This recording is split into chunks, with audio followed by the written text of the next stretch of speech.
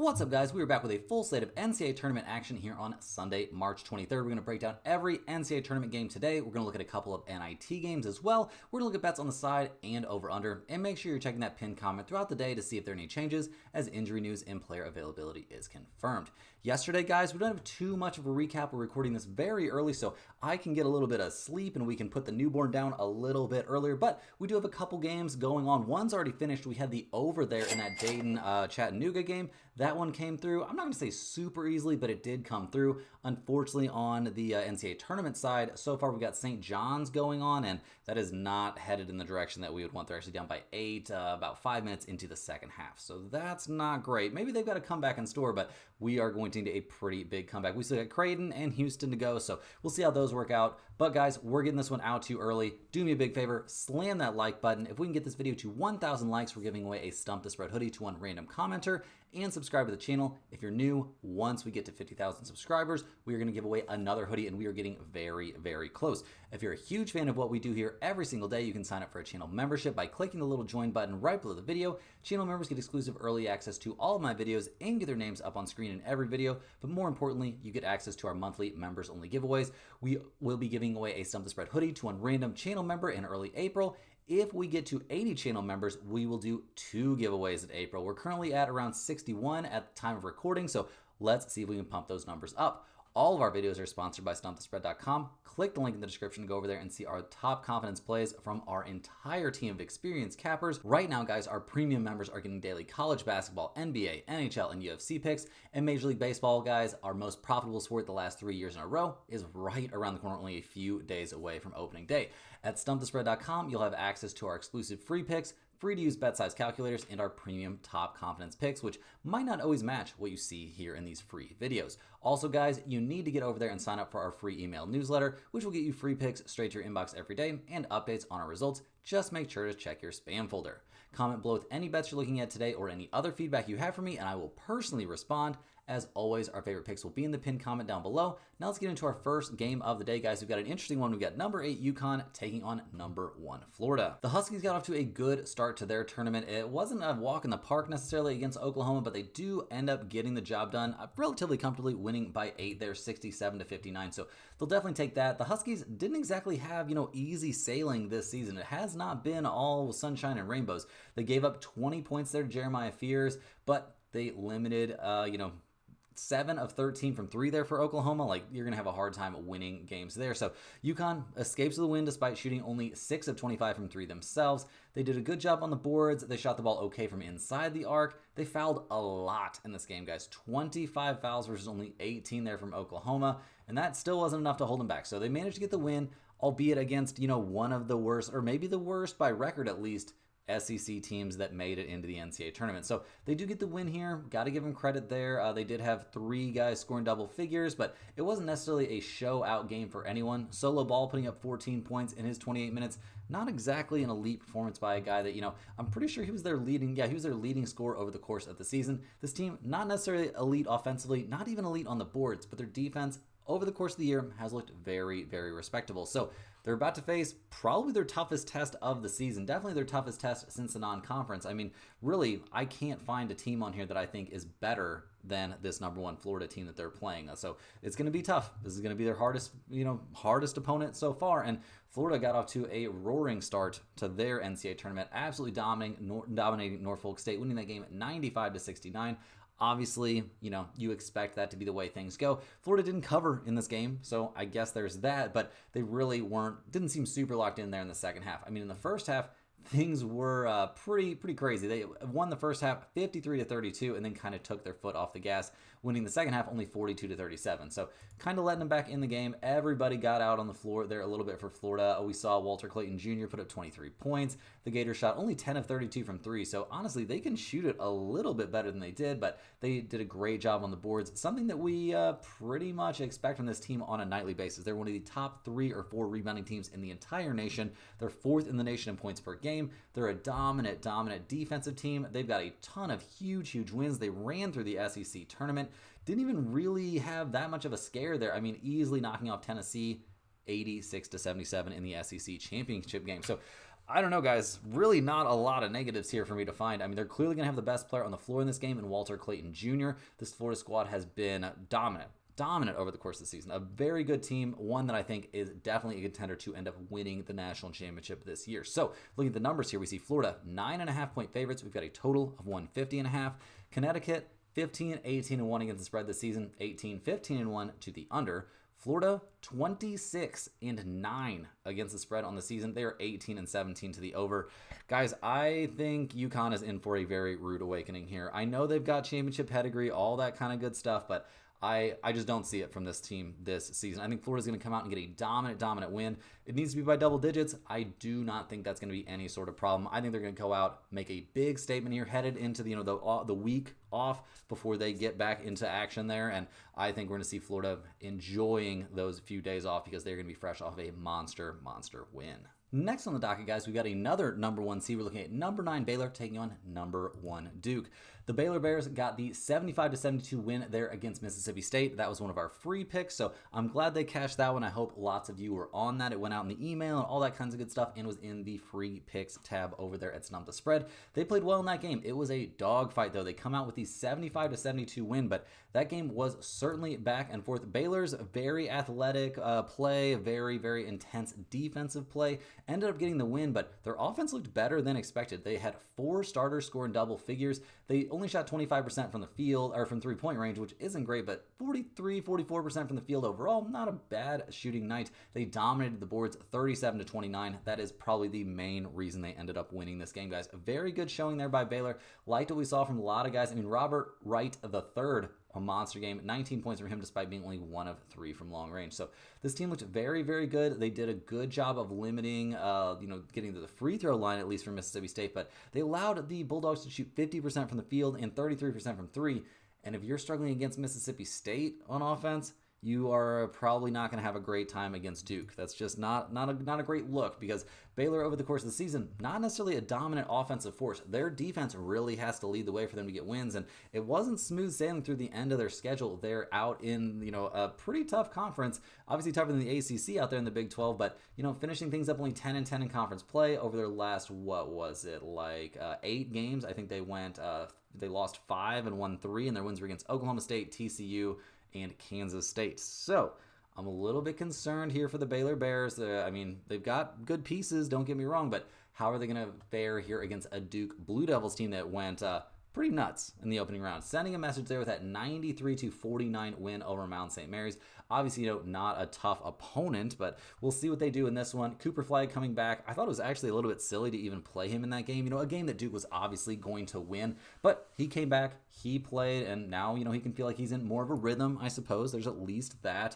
He looked pretty good. Said he was pain-free. That seems almost impossible, but hey, I'm an old man. If I roll my ankle now, it's going to be a couple weeks. If I was that age, maybe I'd be fine pretty quick. So we'll see. But Cooper Flagg coming out, playing well, 22 minutes, 14 points, 7 rebounds, 4 assists, 2 blocks. He was doing his thing out there, obviously against some pretty bad opponents, but still, we saw Proctor put up 19 points and a very good shooting day, 6 of 8 from 3 for him.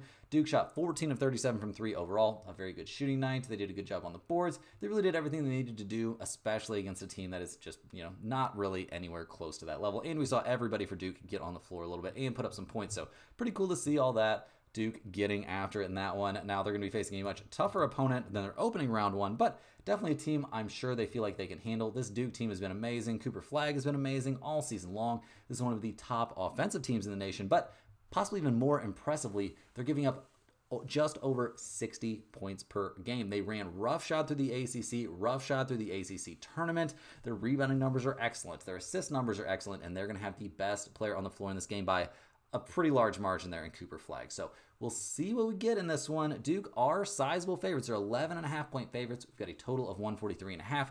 Baylor, though, only 13-18-2 against the spread, 17-16 to the over. Duke 23-12 against the spread. A very good against the spread team, and they are a slight over team as well. I'm not too interested in the total here of 143.5.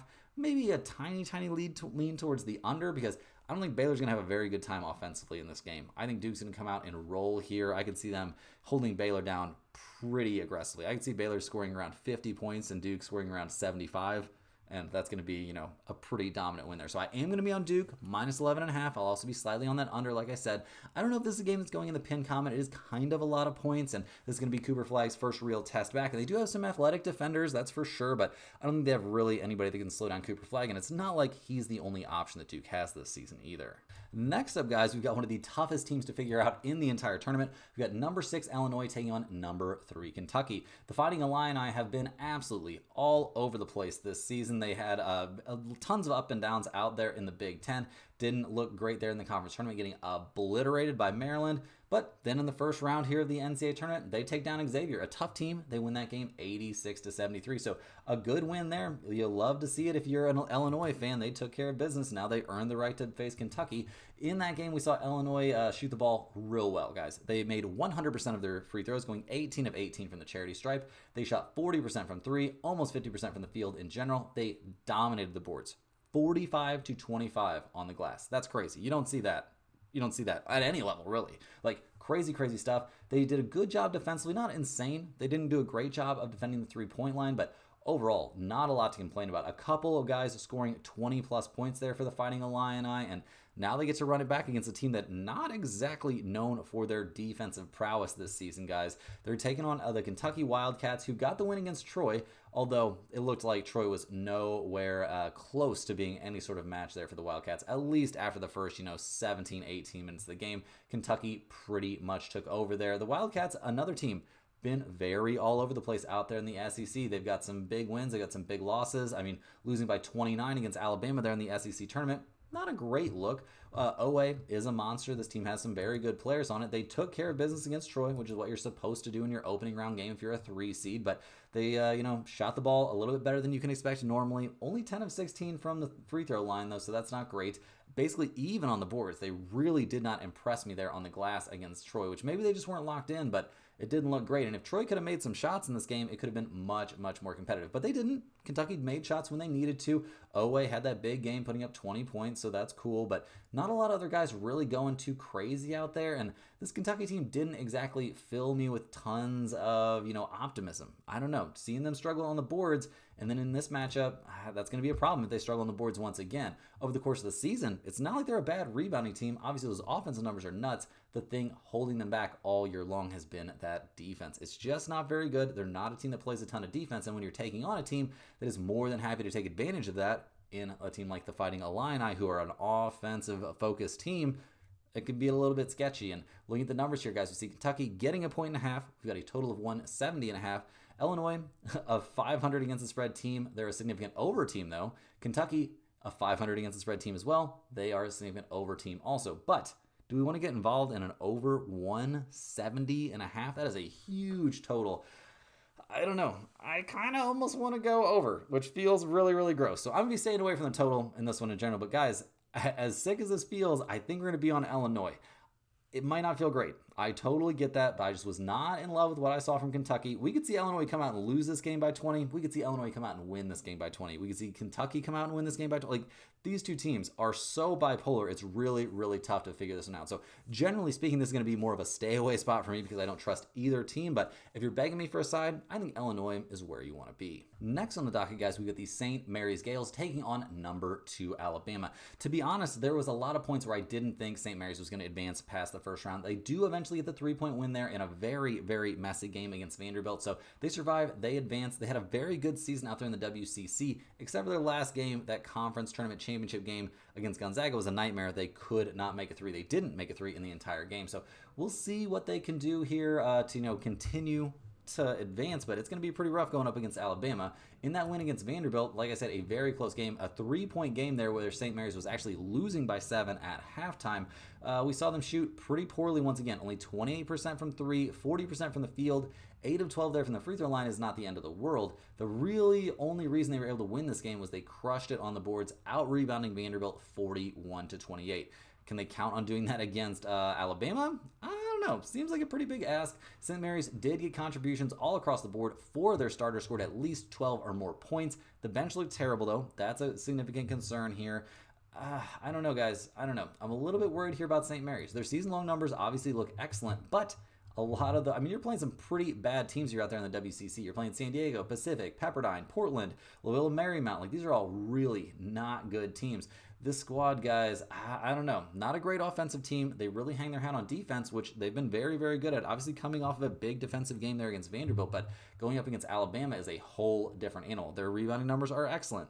Are they going to be able to do that against Alabama? A lot of big question marks, guys. The Crimson Tide come into this one 26-8 on the season. They got a pretty sketchy win there in round one, if I'm being completely honest. Maybe they weren't fully locked in.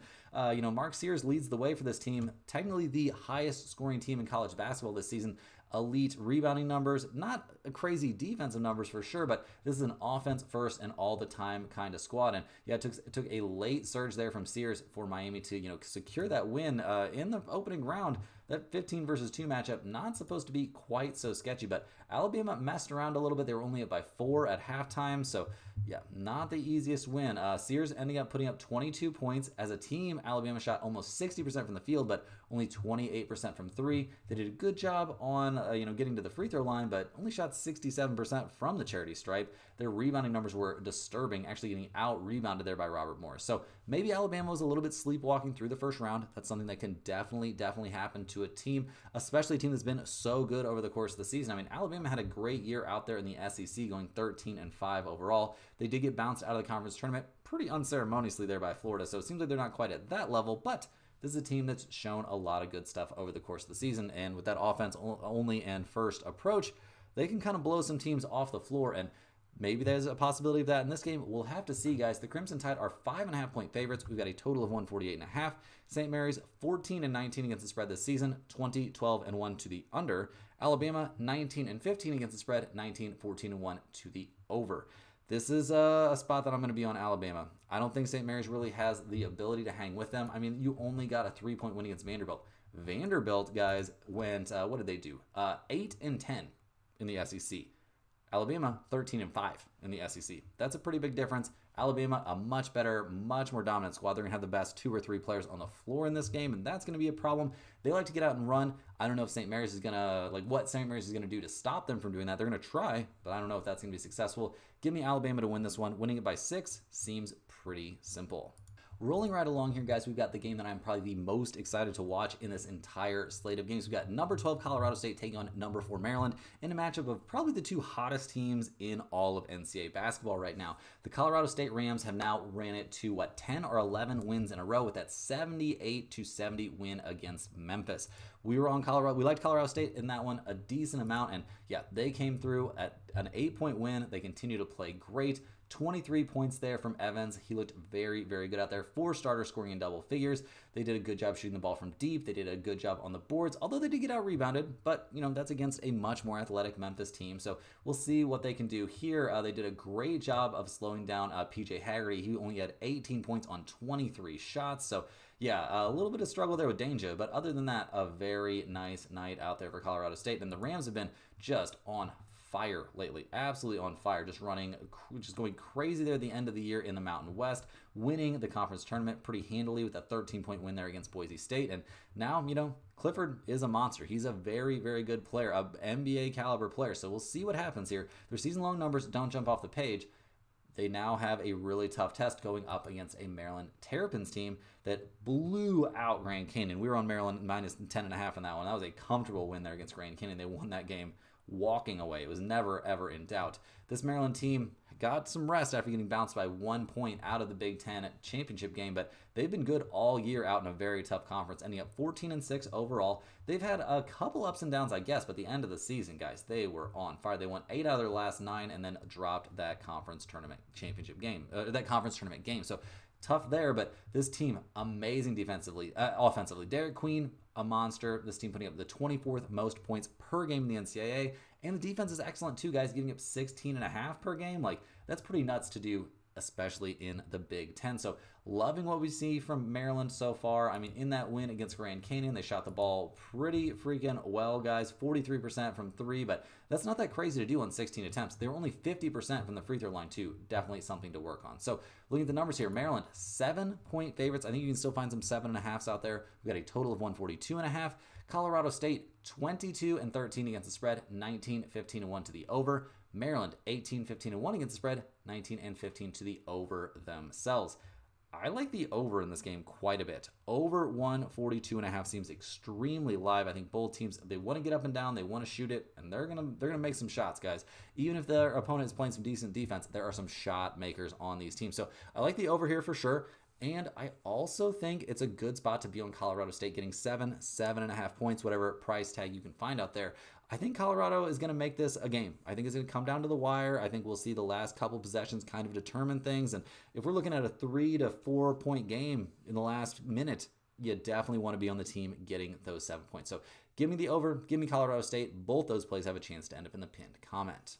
Next up, guys, we've got number 6 Ole Miss taking on number 3 Iowa State. Ole Miss, guys, fresh off that nice win against North Carolina. They took that one down 71-64. North Carolina, not quite the level that you would expect to see in the NCAA tournament. At least in this game. Their first 4 game was a blowout, so I don't know. It's hard to figure that all out, but we liked what we saw from Ole Miss in that game for sure. They did decent, not elite in the SEC this year, but, a good showing to 10-8, in conference play, something like that, and barely losing to Auburn there in the SEC tournament. So they've done some good things. Sean Padula is a monster. Very solid point guard. Very solid scorer. This team not very good on the boards, and the defensive numbers could certainly use some work. But they did play well defensively against North Carolina. Giving up only 64 points to a very solid offense is not a bad look at all. They held the Tar Heels to only 20% from 3 while shooting 40% from 3 themselves. Is that number something they can replicate? Maybe. It could be. We could see. This might not be the easiest matchup to do that in. Sean Padula put up 20 points in this game.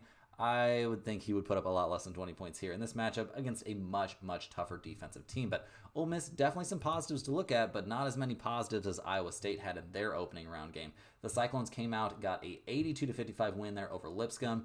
I know it's you're going up against a 14 seed as a 3 seed there, but still very, very good stuff. And over the course of the year, this team has been excellent. They've battled some injuries and stuff like that. They're getting healthy. Curtis Jones playing really, really well as a top 35 offensive team while also being a dominant defensive team. The rebounding numbers don't really jump off the page, but against Lipscomb, they did not make too many mistakes out there. I mean, they crushed on the boards 35-23. They shot 36% from 3, which isn't unattainable. Doing so well on the boards, it looks nice. 3 double-digit scores there in terms of the starters, and just very, very good stuff across the board. Everybody was able to get in on this game, and Iowa State absolutely laid it to them, outscoring them 40-24 in the first half, and then just cruising to the win. So loving what we saw from Iowa State in that game. Liked a lot what we saw from them over the course of the season in the Big 12. Losing to BYU there in a crazy, crazy game in the Big 12 championship, in the Big 12 tournament. This team has been good all year long. And looking at the numbers here, they are 5.5 point favorites. We've got a total of 145.5. Mississippi, guys, Ole Miss, 17-16-1 against the spread, 17-17 to the over-under. Iowa State, a pretty good against the spread team this year, 20-14 against the spread on the year, 20-14 also to that under. Now, I don't think I'm going to get on the under in this one. Both teams can score it enough. I think we could see them get to 150 total points overall, but I think Iowa State is the way to go in this one. I know we're going pretty favorite heavy here, but it has not been a problem so far in this NCAA tournament. And with the advent of NIL and kind of the better players congregating towards the top of these leagues, I don't think that's a terrible thing to be doing. I think Iowa State can comfortably win this game by 6. I think their defense is going to be a huge problem for Ole Miss. There's plenty of shot making there for the Cyclones, and the Ole Miss defense, is it going to be up to this kind of challenge twice in a row? Like, you held down North Carolina. I think holding down a team like Iowa State is going to be much tougher, and I do think there's a chance that Ole Miss really is going to struggle on the boards in this game. Next up, we've got number 10 New Mexico taking on number 2 Michigan State. The Lobos did a great job against Marquette, getting that 9-point win there over the 7 seed, getting off to a good start, taking care of business, and making the Mountain West look good. Them and Colorado State off to the starts that the conference would have definitely hoped for. That win, guys, I mean, obviously you see New Mexico come out on top of the Mountain West in the regular season, but then lose to Boise State in the conference tournament. But not a lot of shame here for the Lobos getting this, a very nice opening round win there in the NCAA tournament. That 75 points, guys, was Donovan Denton put up 21, and the dude's a monster. But we saw contributions. There were 4 total double-digit scores. They shot 35% from 3, but not a team that shoots a lot of threes. They were only 5 of 14 from behind the arc, which not a bad number, obviously. They had a nice little rebounding edge. They didn't do a great job of holding David Joplin in check, but they really shut down Cam Jones. He only put up 15 points in this game, and they did a very good job, like I was saying, on the boards and not fouling too much and defending the three-point line maybe didn't look amazing. Something they could work on in this next game potentially, but they're really going to have to crash the boards. New Mexico, over the course of this season, guys, Donovan Dent, for sure their leader here, 20 points, 6.5 assists. The rebounding numbers, though, are excellent. That bodes well for them in this specific matchup. Their offensive numbers also elite. Their defense, I would say it's very good. Maybe elite is a little bit too much credit, but we liked what we saw from them. Did not love what we saw from them in the non-conference. Didn't have a great time in the non-conference, but that hasn't necessarily translated great to this NCAA tournament. So looking at their opponent in this game, Michigan State got off to a great start to their tournament, knocking off Bryant 87-62. A game I thought there was a chance it could maybe be a little bit closer, but not a huge lean there. The Spartans, guys, 28-6 on the year, 17-3 in the Big Ten, losing in the conference tournament there to Wisconsin. Wisconsin can get hot; they can beat anybody. So not a horrible look there. In that win against Bryant, obviously, a lot of positives there for Michigan State. They're by far and away the more talented team. No real question there. They did a great job on the boards, just crushing Bryant 29-54 on the glass. Not a lot you're going to be able to do. We saw, 3, 4, 5 double-digit scores there for Michigan State. They shot almost 40% from 3 on 26 attempts. Not a lot of negatives here. The question is, how can they hold up against a much better, more athletic team? We'll see. It's going to be a real battle on the boards. Both teams great on the glass. Both teams can play some defense. I do lean more towards the New Mexico scoring, but their scoring numbers look better because they've played more weak opponents, in my opinion. So we'll see what we get from this one. Michigan State, 7.5 point favorites. We got a total of 147.5. New Mexico, 16-17 against the spread, 19-14 to the under. Michigan State, 23-10-1 against the spread, 23-11 to the under. So both teams showing some trends towards the under there.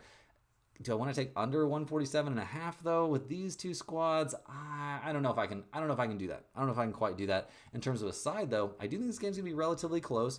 I think you want to be on New Mexico and the points. Now, this is not going in the pin comment. This isn't one that I have a huge lean on yet. So we'll see if anything develops, see if the pin comment changes. Always worth giving that a look. But right now, it's a slight lean towards the Lobos and the points. Next on the docket, guys, in our last NCAA tournament game of this video, we've got the Oregon Ducks, a number 5 seed, taking on the number 4 seed Arizona. Oregon, guys, knocked off Liberty, a very convincing win. They won that one 81-52. And for a team that was only 12-8 in conference play and got obliterated there, well, not obliterated, they lost by 10 against Michigan State there in the Big Ten tournament. That's a pretty good start to your NCAA tournament, guys. That 81-52 win is certainly a blowout. Oregon shot the ball unsustainably well. You don't see this team shooting 48% from 3, 10 of 21 very often. They also shot almost 55% from the field in general. They dominated the boards. This is just very clearly a situation like Liberty. They just did not have a very good situation. The time zone they were playing in didn't necessarily help them. They were playing a late game, which didn't seem like it necessarily helped them, but I don't know if any of that would have mattered. Oregon was just far and away clearly the much better team. So I don't think that's necessarily going to be the case for Oregon in this one. I expect a much more competitive game here. Oregon, over the course of the year, didn't have the most amazing season, but they looked really good at the end of the year, winning, what was it? They went on a little 8-game winning streak there. Not a lot of huge name wins in there. They did beat Wisconsin, so got to give them credit for that, but this is a team that doesn't really have a monster leading scorer. Their defensive numbers are okay. Their offensive numbers are okay. The rebounding numbers are kind of okay, but not really a team that jumps off the page, but they managed to get the job done quite often. Now, will they get the job done in this one? We're going to have to see, guys. The Arizona Wildcats got a great start to their conference, to their NCAA tournament, guys, knocking off Akron 93-65. This is a game against a very high-octane opponent who can really put some points on the scoreboard. That wasn't a problem for Arizona. They went out, played some good defense, didn't let Akron get comfortable at all. The Zips shooting only 7 of 25 from 3 and 33% from the field overall. Arizona shot the ball extremely well, 12 of 25 from deep, only 3 of 10 from the free throw line, which is a pretty big red flag, but they destroyed Akron on the glass, 53-22. Crazy stuff. This Arizona team has struggled to deliver on all the talent they have on this roster. That was not the case in this game, guys. They had 6 double-digit scores, I believe, something like that. Just nuts stuff out there. This is a very good team. Highly skilled, plenty of size, everything you really need. Caleb Love, a monster for them. A very elite rebounding team, a very elite offensive team. The defense, you can have some issues every now and then, but this team is solid, guys, and they're 3.5 point favorites in this game. We've got a total of 152.5. Oregon 16-17-1 against the spread this season, 18-16 to the under. Arizona 19-16 against the spread, also 19-16 to the over. I don't think under 152.5 is out of question in this game. But guys, I love Arizona minus 3.5. I think this is a very good spot. I don't trust Oregon to be able to replicate what they did in the opening round. I just don't think that's who they are. They're not going to shoot the ball that well again. The size, the speed, the athleticism of Arizona is really going to bother them. And I think, even while I am always a little bit worried about Arizona, they're a team that they just feels like they choke in the tournament. I don't know if that's really backed up by the statistics, but that's what it feels like to me over the course of my life. But I like Arizona here to win this game by at least 4 the vast majority of the time. This is a play that's definitely going in the pinned comment, and I'll be honest, it's got a great chance to end up being a premium pick over at stumpthespread.com. Now, guys, like I promised, we're going to look at a couple of NIT games, and first up, we've got Oklahoma State taking on SMU. The Oklahoma State Cowboys come into this game fresh off of a pretty solid 10-point win there against Wichita State, a team that was clearly pretty disappointed to not, find a way into the, main tournament. But hey, Oklahoma State getting the job done. They had a pretty terrible year out in the Big 12, but in that win against Wichita State, everything kind of turned around. I mean, they looked good. They shot the ball really well from 3, 43% from long range. Did a good job getting to the free throw line. Did a good job on the boards as well. We saw Bryce Thompson go off for 23 points, and they had, 5 double-digit scores or something like that? So, yeah, a very good game for an Oklahoma State team that, didn't really close the season out the way they would have wanted. Haven't been a great defensive team over the course of the year. So we'll see how that defense holds up here against an SMU team that has been real good offensively all season long, guys. They're coming off a 10-point win there against Northern Iowa. A kind of sneaky, tough squad there. Not to like the Missouri Valley. You saw Drake knock off, get a pretty good win there in the opening round. So this Missouri Valley team, not a joke. So SMU going out and winning despite shooting the ball very poorly by their standards. They had a good rebounding day. They like to get up and down. We saw 4 double-digit scores from them. BJ Edwards putting up 16 points. A pretty good day out there for an SMU Mustangs team that was, part of that, underperforming ACC, but not so far. I mean, they looked good on the boards. They played an up pace. They're a good offensive team as well. I'm liking what I'm seeing from SMU. Am I liking them enough to take them minus 9.5 in this game? I would say maybe, guys. We've got a total of 157.5. Oklahoma State only 15 and 18 against the spread this year. They're a slight over team. SMU 18 and 16 against the spread. They are a 500 over/under team.